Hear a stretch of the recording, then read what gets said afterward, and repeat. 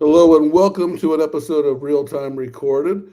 Um, we are a little early, so we decided to jump on this early because we both got things going on. Zeus, you are actually in San Jose at Zoomtopia. Looks like in the Orange Dome or something like that. You are in an orange setting. Yeah, well, they didn't have any hotel rooms available, so I'm staying on Krypton. So Okay, that makes perfect sense. this is the glow from the red sun here. So I'm over here in London. We all have these conflicts, and you and I go to a lot of events. I figured Zoomtopia is the one to miss. They're great at hyper. I watched the keynotes. I watched Eric and his crystal ball and everything. That's the one event that they just do such a great job of capturing it all on video. But I'm sure there's a lot of energy there and a lot of interesting yeah, conversations. they actually make sure that even with the hosts and things like that, they truly do it in a hybrid manner, right? So they've done a nice job of mixing physical and virtual, and I think every session was live streamed. So if you missed it, it's pretty easy to catch up on. Yeah, I've still got a bunch to watch. I mean, I'm at UCX London show that you normally are at. It's a little different here without you. I'm getting to say a little more in the sessions that we usually do together. But anyway, let's talk a little bit about Zoomtopia. A lot of interesting announcements at a Zoomtopia, and the one I want to start off with. They have a graphic. I wish we had it. That graphic that kind of shows their portfolio. It looks like a kind of a car dashboard or something like that. It's a big blue thing with EX on one side, CX on the other, and AI in the middle. And I was looking at that, and I was studying that kind of closely. It wasn't long ago that everybody just called Zoom a video company. When they added Zoom Phone, it was like, no, they're not. They're not just a video company. They have phone and they had a contact center. But that's actually got a lot of little dots on that graphic. They got a lot of stuff going on there. It's really surprising how much that portfolio is built out. Yeah, well, the call company still calls themselves Zoom Video Communications, so they probably want to rethink that. But yeah, they've done a just since the pandemic. You think they had a contact center, they had a phone. They just acquired WorkVivo, right, which gets them into employee dashboards. I think they've got a much better mobile story than they've ever had. They've got room systems and event platform and virtual agents now. So they have a complete customer experience portfolio. So they've done a very nice job adding to their overall TAM and really completing that platform story. Yeah, and that graphic I'm talking about, EX on one side, CX on the other, on the right side. I like the way that they use those terms actually, because we normally use CX kind of a expanded meaning of contact center, and we normally use EX as an expanded part of contact center, the agent, like forecasting, whatever. But they're putting in EX things like you just mentioned, WorkVivo. They're putting in the whiteboard app. They're putting in rooms, and then the CX side, they're putting in events and webinars. People don't think of events as a CX thing, but sure, why not? They're putting in sessions, they're putting in the workforce engagement, what I just mentioned. And then in the middle is what we're going to talk about next, I think, is AI Companion, which is kind of their lead story because they launched Zoom AI I don't know, less than a year ago. And it's been growing and getting bigger and expanding. And now it's got a new name, AI Companion. What do you think, Zis? Yeah, well, certainly every vendor is now an AI vendor, right, Dave? So it's hard to us to cover this space though, talking about something AI related. And while every vendor has an AI story, I think Zoom's is a little different. They're trying to democratize it to give to everybody, right? So that saves you a lot of money over the Microsoft side, which Eric always likes to call out. Yeah. You can say And the that it was, Google side. yeah. Microsoft and Google independently came to the same conclusion: $30 a user per month, which I think is kind of high, a high price for AI. Uh, Yeah, well, it is and it isn't, right? So if you can give it to a salesperson and they can double their sales, anyone's going to pay $30 a month, right? But that limits the usage of it to those high kind of value use cases where I think Zoom's feeling is we want to give it to it. We want to make sure everybody has access to it. Assuming you have a paid license, I'd actually like to see them figure out if they could create a slim down version of it and then give it to the free license. But I know they've been thinking about that. But well, here's my theory on that, because I think we're kind of thinking the same thing. I think what we're seeing today in AI is the slim down version. It's going to get so much bigger and better. And so Zoom did the exact same play with video, right? Video used to be a boardroom executive type of feature. You had to have a note from a doctor to have a video call. and then they kind of democratized it and made it a freemium service, and then they managed to figure out how to upsell it with a Zoom paid license. And I think they're doing the same thing with AI. Whatever we call AI today probably will be a baseline free AI in the next year or 2 or 3, and then AI will continue to get better, and then you'll have a premium version. So I think it's actually a great strategy. I'm quite pleased with that. And the cost. I mean, your point, about the salesperson, whatever. Microsoft and Google are trying to sell this at $30 a user per month, which is typically more than we're paying for Office, or typically more than we're paying for Zoom. I mean, it's a doubling your software cost, and it's unproven software. And typically, what we've seen from these companies is they give it to you cheap or free, and then you prove it and you develop it, and it gets better, and then you start paying for it. This generative AI stuff is still unproven. I know there's a lot of excitement and high expectations, but it's still unproven. I think you should start off with it, and maybe you don't have to give it free to everybody.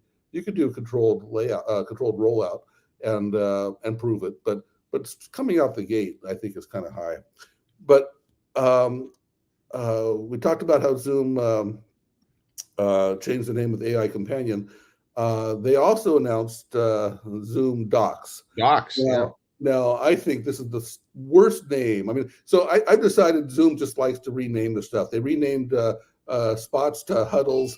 They renamed Zoom AI to Companion, and I think there's been a few other ones. And so I think they're going to rename Zoom Docs to Zoom, I don't know, Canvas or something like that. But when they first pre-briefed us on it, right, I thought, nobody needs another document platform. Yep. And then they explained it that it's not really a document platform. Like you can do documents in it, but it's really meant to be almost like a live workspace in which you can collaborate with people. And they gave a demo on stage, and then you quickly realize it's more than a document. And I talked to Kelly Steckelberg, the CFO, about it. I talked to the head of product and stuff, and I think everybody's in agreement that the term docs isn't really fully descriptive of what it could do.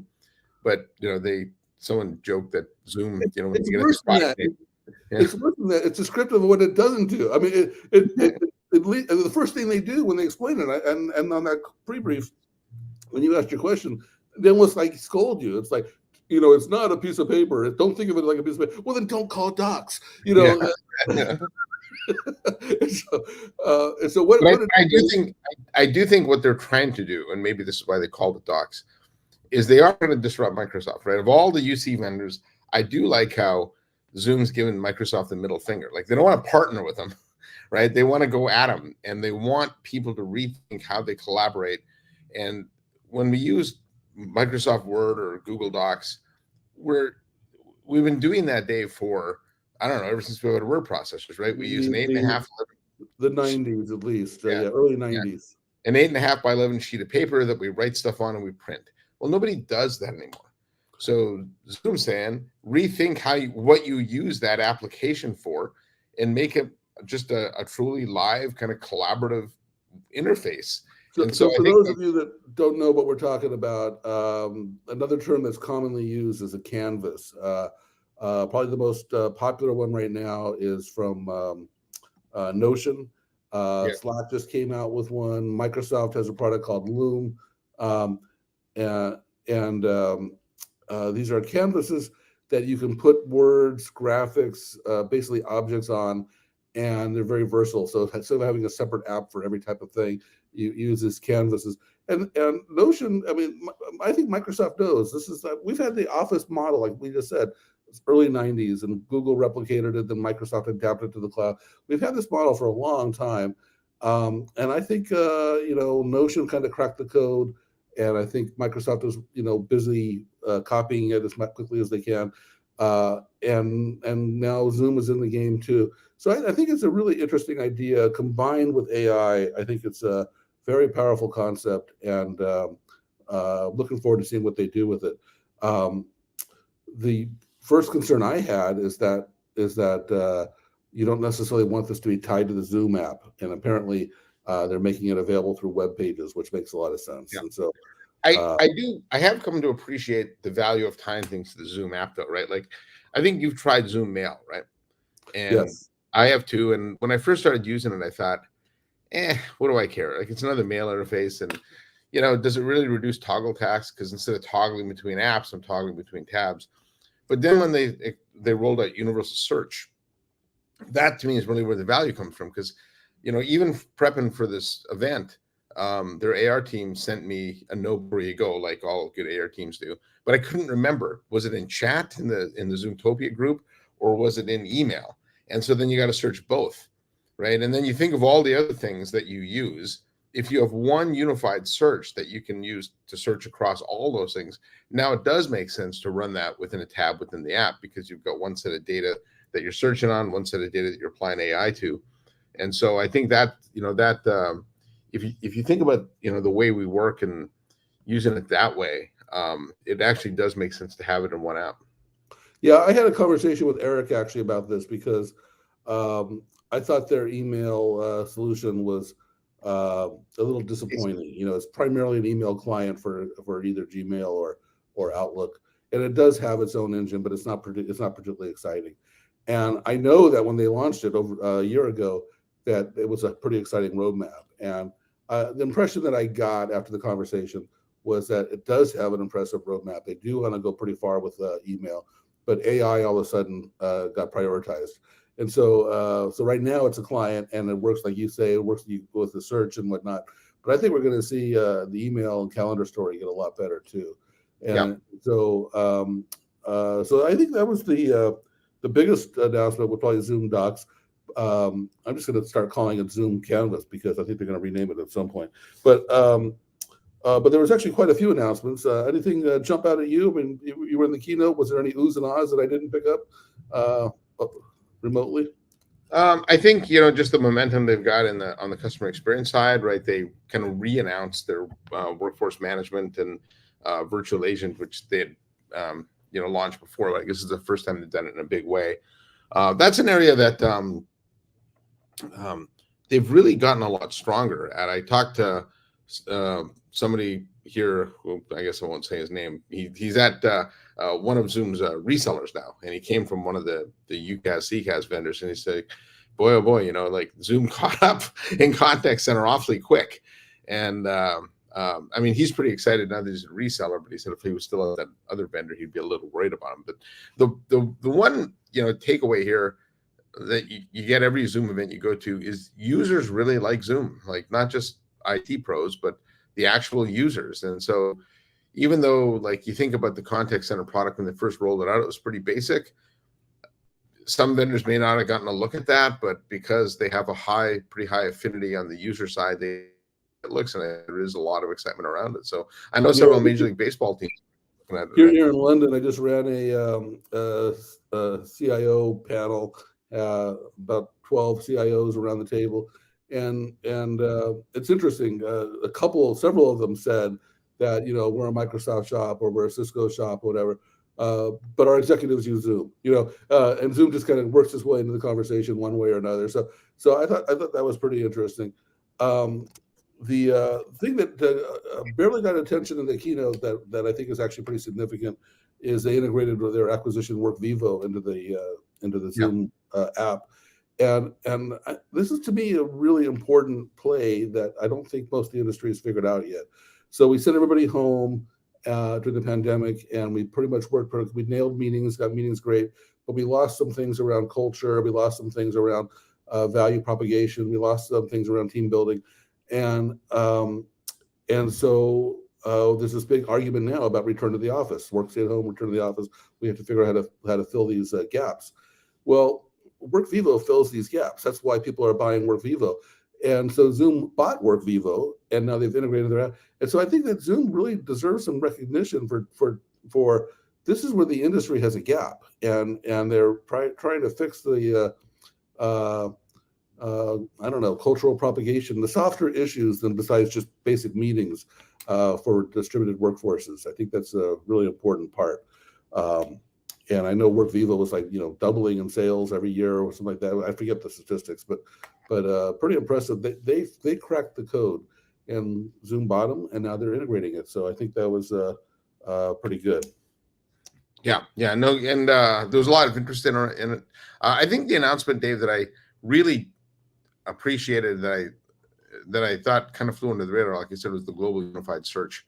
I think we put so much in these applications today, and it's getting so hard to find stuff that I think with that, especially once you get into like nested, threads and chats and stuff like that, it gets very difficult to find things. And so, good search, I think, is one of the keys to actually creating a better platform. So, and they also announced, I think, on the ecosystem side, they're up to 2,500 ecosystem partners, which to me is ultimately going to be the thing that helps Zoom win or lose. Is can they build a big ecosystem around it, because that does make you a de facto standard, right? Yeah. Well, the search is kind of a interesting problem to solve now because AI is becoming so important. And we think of old search, you had to get the word exactly right, you had to get the tense right. I was just searching for the word road, and I couldn't remember if I had abbreviated it RD or wrote the word out. But a good AI search, it doesn't matter. It knows what you're trying to figure out and gets that. And so as we move more and more into AI, our data becomes much more important. And as our data gets much more important, search becomes easier because it's kind of the same problem we're trying to solve. The AI is trying to read our data and understand it, and that's how it assists us. So it's kind of a self-feeding cycle. And I think that's going to be one of the biggest disappointments actually around this new generation of generative AI like Copilot. I'll include Zoom and Duet, is that our data is a mess. And so over the next year or so, these apps are going to get better, but our data is going to get better. We're going to start cleaning up our data. We're going to start fixing our data. So, well, actually, the AI can actually clean the data up for you. Well, that too, yeah. The data is going to get better. Yeah, data gets better. Our expectations get better. Our ability to do prompts gets better. So it's just like Siri was a big disappointment when Apple came out with Siri when they launched it, but then we learned how to use it, and it got better. So our expectations changed, and everybody's like Siri now. But at the time, people were just ridiculous. It was such a disappointment. It wasn't the magic we had been promised. But it evolves and we evolve, I guess, is the point. So anything I think we covered most things there. I think I also really liked their return to office initiatives, the wayfinding, the common area phone improvements they announced, the visitor management. I think hot desking is really important. They've got that as well, reserving spaces, and I think that's another component of enterprise communications that really didn't exist, at least not as a major component pre-pandemic. Yeah, it's an interesting topic because no one's really cracked the code outside of maybe the cloud vendors on how to do return to office. And so we're throwing more and more tech in there to make it easier for people in the office. But when you talk to general enterprises, they're still having a hard time getting people back in the office. And, we've talked about this all throughout our, videos, that return to office for most companies has been largely a disaster. And so better tech certainly helps, but there's still seems like there's a cultural element that's still kind of missing here. So you'll see what happens with that, I guess. Got one comment from David here. I think I kind of agree with this. And this is a big part of what I think Zoom was trying to accomplish with this. So, excellent search starts with a unified backend. And so I know the company we love to hate, Microsoft, you think of their platforms, Exchange is separate, SharePoint separate, OneDrive separate, Teams is separate. And so you can't really do excellent search if you've got all these disparate platforms, right? And so while it does need to be a day one feature, it hasn't been.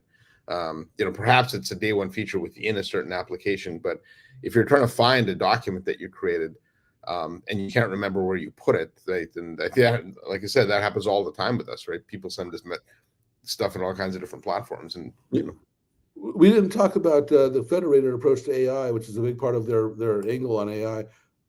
It's interesting because Microsoft has this home court advantage because they put in a equity investment into OpenAI. OpenAI is part of theirs. It's on Azure, and it's like, how can anyone compete with that? Microsoft's got this, is writing this dual strategy, then you can't compete with that. And I think Zoom actually kind of flipped that around and said, well, we're not going to be married or tied to one AI, OpenAI. We're sure we'll use OpenAI, but we're also going to use Anthropic, and we're also going to use the Meta one, and we're going to play them up against each other and figure out which one works best for any kind of given situation. And it almost like turns around the Microsoft strategy. It's like, that's a sucker bet. You're doing it the wrong way. You know, you're betting everything on one. Interesting twist. Yeah, I think I do think the federated model is right for Zoom. Obviously, Microsoft has made that big investments; they have to use theirs. But so that advantage also is a gating factor, right? Like they're not gonna. If somebody came up with a better model, I don't think Microsoft would go adopt it. So Zoom can move between models pretty easily, where Microsoft's married to their own. And so from a Microsoft perspective, they got to just make sure that their models are always state of the art. But I mean, it's hard to be best of breed at all points in all time. So Zoom's federated model does let them move between best of breed models and make sure customers are always getting a great, a great set of AI tools.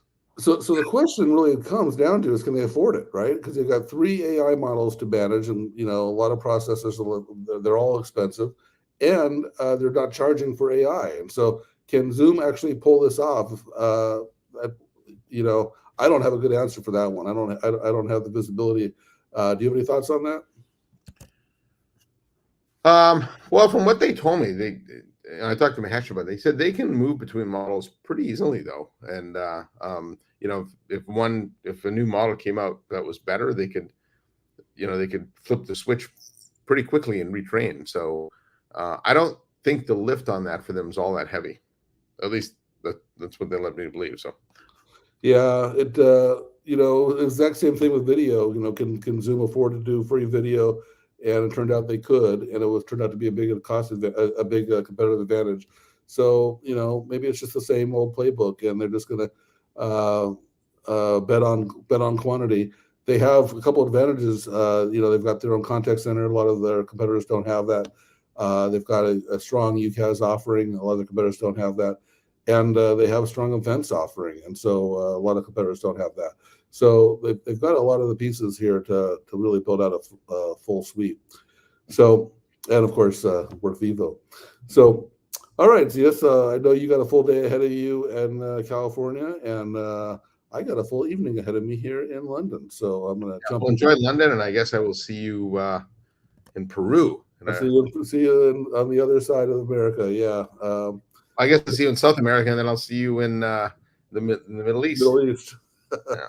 we should do a video from one of those two places or both. Yeah, and then we're back in North America for the next one. So we can do one on each continent. So very good. All right, thank you.